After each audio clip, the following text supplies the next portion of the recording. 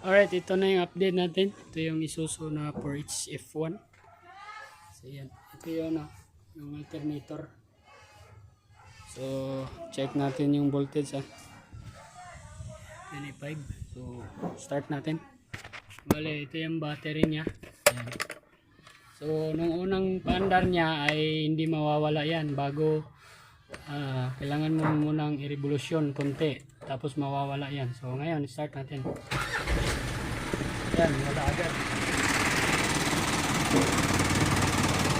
Uy, paldo. Look. 27. 13 point. Oh my goodness. Ah! Yan, 27.9. So, ang problema lang natin doon yung hose. So, yan, good charging na to mga kapaksit.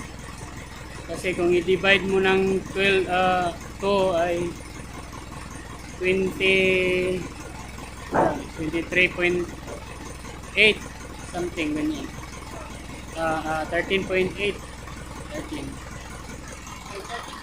So, check natin dito.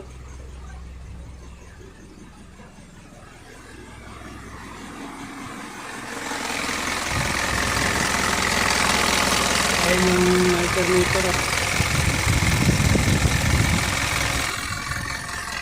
Problema lang natin doon kasi yung yung hose.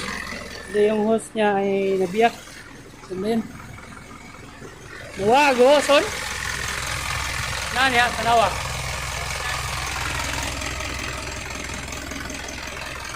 Sabong juga.